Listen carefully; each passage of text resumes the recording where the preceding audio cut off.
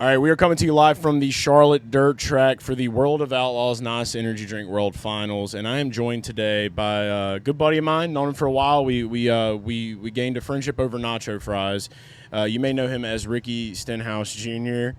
The man himself is here with us. Also, the owner of Stenhouse Jr. Marshall Racing in the World of Outlaws. Me and you have talked a lot in life. We've never gotten this deep into the world of racing, and this weekend I'm like really getting familiar with it all. You're in. I'm in now. Yeah. The bug is here. I've been bitten. We've been doing the live streaming, and it's been fun. And I've taken the time to watch YouTube videos over the last few days to learn even more about you that I didn't know. So I thought I knew everything there was to know, and now I've learned that I had more. So today I wanted to kind of talk with you about that part of your life, dirt racing, and how you got started. First off, you and I was out at Volusia Speedway, I think it was, before you won the Daytona 500. You brought me out there, and you were running there that night. That was really the first time I ever got into dirt. How much are you running dirt these days? I would say, I think this year was 12-ish times. Okay. Not as much as like Larson does on a weekly kind of basis in between all the NASCAR stuff. There's times that I wish I could run more. There's times where I get kind of over it. It just depends on how those races go. But I would say anywhere from 12 to 15 is a good number for me to hit. When I was in the Nationwide Series back in like 2009, 10, 11, 12, I was hitting kind of the 30-ish race mark. I was doing a little bit more than I am now. Yeah, and you were doing USAC when you started out, and so you were running the sprint cars. Going back to like that time in your career, I watched a piece of a documentary where a guy was like, I always like to imagine like what Ricky's career would have looked like if he would have stayed on this side of things. I think your career worked out pretty damn good. Yeah, I'm glad it did what it did. Yeah. So like when was it for you that you knew running out there that like you had it and you were going to be able to go toe to toe with those dudes week in and week out? I don't know. I didn't get to race sprint cars very long. My career, I feel like, happened, you could kind of say overnight, at least like that's what it felt like. And looking back, it definitely, for me, I raced go-karts, when I was younger, and I did that for a long time up until I was 15 years old. I wanted to get in micros or, some kind of midgets or something.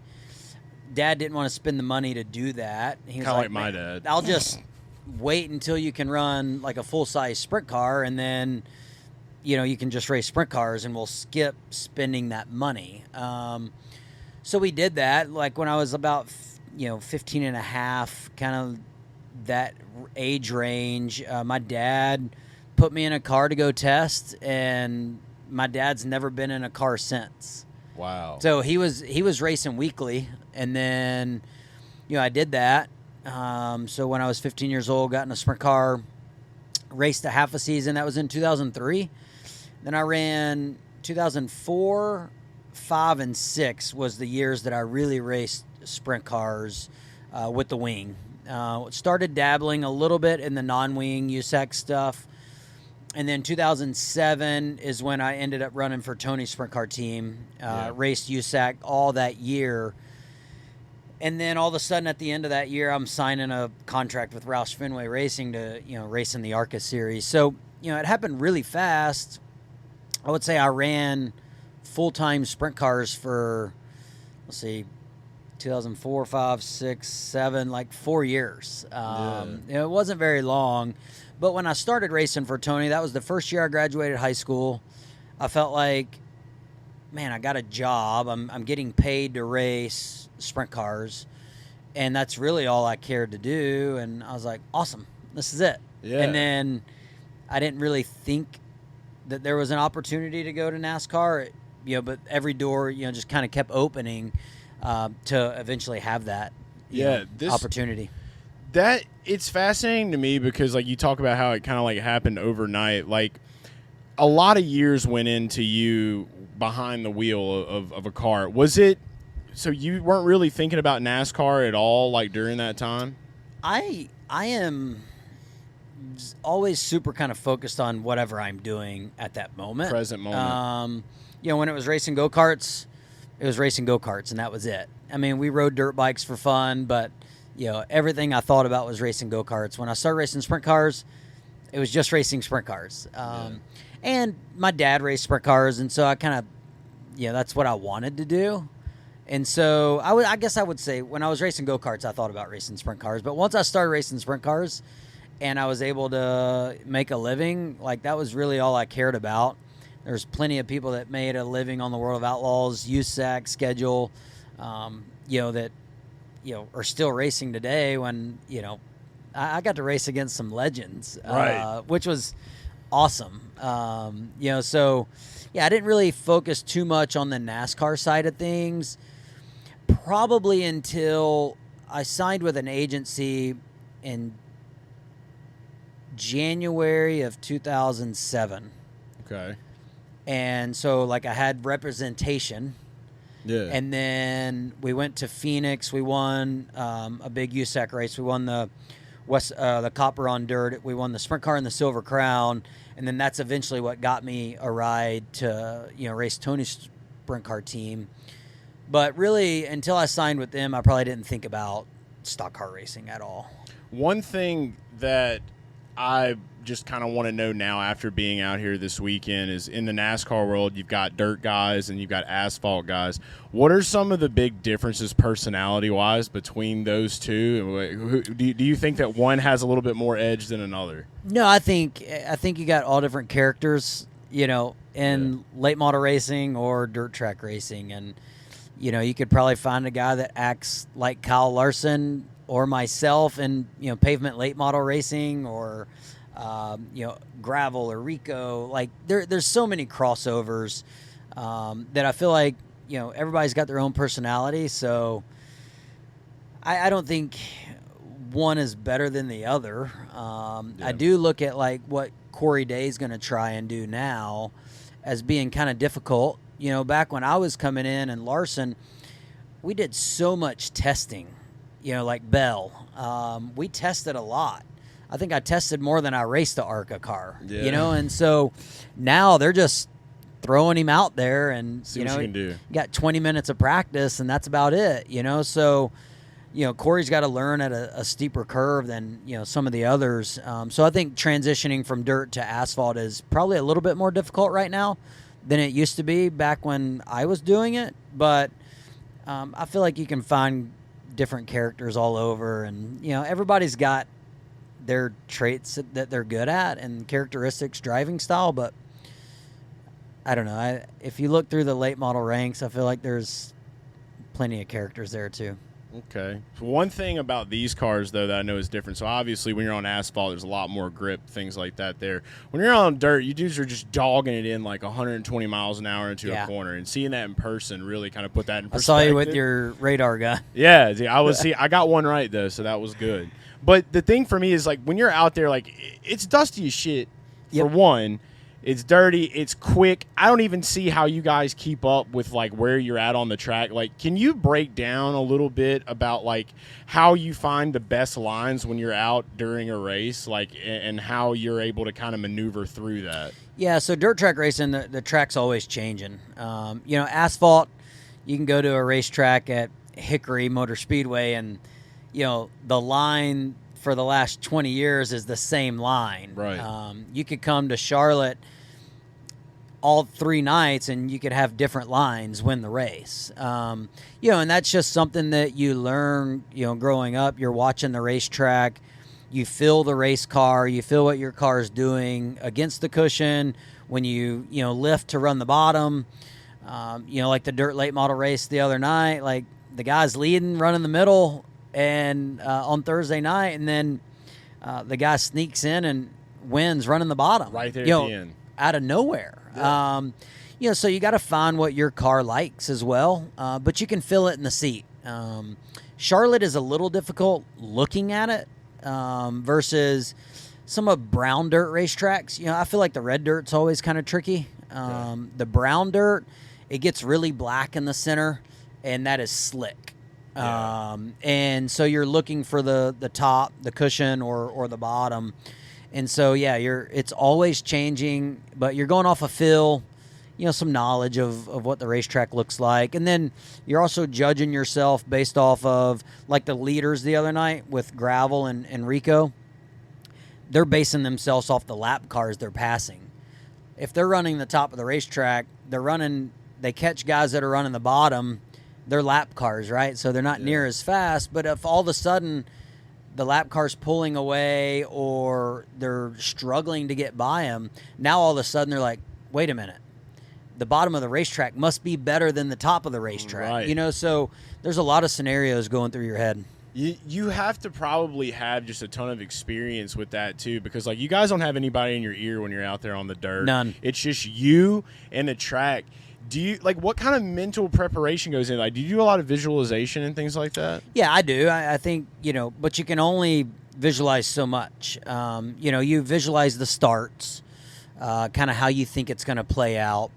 If you're on the front row, what you think it's going to do. But then as soon as you hit the throttle, everything can change, right? Yeah. Like you can hit the throttle and you're like, all right, I should beat this guy on the outside of me to turn one. But if you don't, now you got to find a different game plan. Immediately. So immediately it's wild. And then, you watch the guys like, what Rico and Gravel have been doing this year, and as many races as they've won, you watch them race guys and you can tell that they're thinking totally different than, maybe the other guy that they're racing against. And their cars are good, their experience and they are good, but their thought process is, next level. Yeah, and speaking of like the guys and all the preparation work that goes into it, I found out that these dudes are out here, like you guys are racing like 80, 90 times a year. So like in this series, that's a lot of road time. Oh, yeah. Not a lot of downtime whatsoever. And when you're doing that for so long, like you can speak to it now, like from doing it in the past, like, and you as a team owner today, with you being a NASCAR driver, how does everything on that end work with you owning this team? And what are some of the challenges, I guess, that you face? Like, how many times do you want to be out here? Like, where does it stand, essentially? Yeah, for me, so I drove for Tony. I bugged him for 2 or 3 years to drive his car, and then finally I got the opportunity. So, once I made it to NASCAR, I was like, you know what? When I make it to the Cup Series, I want a team to run the Outlaws and to give back. Like, I don't know if I would have made it to where I'm at without Tony's sprint car team. Right. And so that was number one reason why I wanted a sprint car team, and just because I grew up around it and I loved it. And, it's something that once you're around, you don't really want to get rid of. And so did that, got a team, and now it's all about I want to get out as much as I can. Luckily for Dirt Vision, I'm able to watch, just about every single night. Unless we have a Saturday night race, then I can't watch. So, we have debriefs every week. Jump on a team call, download, debrief with the guys, the driver, and just go over everything. But I would say I probably make it to 5 to 10 races a year, not near as many as I would like, but they got a grueling schedule. We get outlaw guys that come work on Cup cars, and they're like, man, this is nice. You fly to the racetrack, got a nice hotel room every night. You're not driving to the next racetrack. Fly home, work on the cars, and do it all over again. But we got our crew chief. And then we got a car chief and a tire guy, and they also all three drive the truck and trailer. So, wow. Those guys are what make it, go around, day to day and, get the job done. So they got a lot of, things riding on their shoulders to get done. Yeah. I mean, they clean the truck and trailer, obviously drive it, work on the car, maintenance it, make sure everything's tip top, throughout the night. And then, they go to the car wash, do it all over again. You just got to be built different. I think that's the main thing. It is. You got to love it. You got to love it. You'll get guys that come in thinking, they might race locally, and work on guys' car. They might come out on the road and they realize that, maybe they're not cut out for it. Yeah, that's a grind, man. It's just It is. the mental preparation that goes into it, and like you said, the differences. And I guess it kind of brings me back to asking you a question about where you went from dirt to NASCAR. Like, was there anything that you had to throw out of the window when you moved into NASCAR, as opposed to like what you would do for your mental prep and how you raced here in dirt? I would say the biggest thing is just, and I still deal with it now, is just, overdriving the race car, right? Like, yeah. I mean, you've seen, sometimes the harder you drive a sprint car, the better it feels, Right. faster it goes. It fixes a lot of problems. Stock car racing's not necessarily like that. I feel like Bristol's kind of like that. Like, you can drive it extra hard and get a little bit more out of it. And there's other racetracks as well, but for the most part, you got to get your car driving the way it needs to so that you can drive just under that limit. Yeah. And, that was difficult. I would say for me, the biggest challenge when I came to stock car racing was tests started at like 8 a.m. in the morning, and then you would test all day long. Dude, by the end of the test, I'd be tired. And you stay up late, too. I used to. You're I a don't night owl. anymore. Not anymore? It's gotten to you now? Yeah, I'm watching sprint car racing, and, when I was racing sprint cars in 2007, racing USAC, I helped the guys work on the car because that's one of the things that I miss about sprint car racing is, working on the race cars. And so when I started driving for Tony's sprint car team, I would work on the cars with the crew guys. We would stay out late at the car wash. Then you would sleep in till, noon, and then, race that night and do it all over again. So trying to come back over to asphalt racing was very difficult for a while. Yeah, and we talked a little bit about it after the Bristol race this year, but the big thing that's happening in NASCAR right now with Goodyear is these tires. And I have to ask, too, because it's something that kind of intrigues me. Like, as a dirt guy, you guys do tire work, obviously. There are things you do with the tires. How do you go from managing tires in the way that you are now in NASCAR to how you do in dirt? Similar. It's similar. If you get wheel spin or you drive into the corner too far on the stock car and get your right front worn out, then all of a sudden it quits turning and, things just kind of fall down. Sprint car racing is really similar, but at the same time in sprint car racing, you can get your tire sealed over where, no matter how much you spin it, it won't come back, right? Oh, so, I'm out of the game. I don't do it near as often as I used to. Goodyear on our side is killing it. On the stock car side, I think they're doing a phenomenal job bringing us really good tires to the racetrack. Hoosier went through a little bit of a change in sprint car tires probably a year or two ago, and it's caught me off guard. I don't race them all the time, and so I don't feel comfortable when I go race. Now, when I race series that run the old Hoosier tires, I feel good. They're just built different, and Goodyear does the same thing. With short track tires versus intermediates. Stiffer sidewall, a little bit more forgiving, flexible sidewall, and it changes every time you hit the racetrack, depending on what build you have. And so, sprint car racing right now, I think they've been doing a few tire tests here lately. So I haven't heard anything that's come out of those yet. But still, throttle control is one of the easiest ways, dirt or asphalt, to save your tires. Who are the big up-and-coming stars right now in the World of Outlaws Sprint Call Series? Who is some drivers you think people need to be looking out for? Yeah, it's crazy. You in the World of Outlaws, you have to have like just about 8 or 9 years of experience before anybody wins a championship. Seems that way, yeah. You got to pay your dues. You got to put your time in.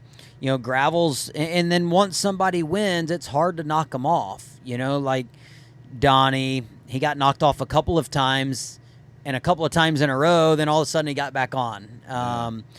Sweet went through, winning championships. Now Gravel's kind of in that spot of, and I don't really see him losing it anytime soon. How old is he?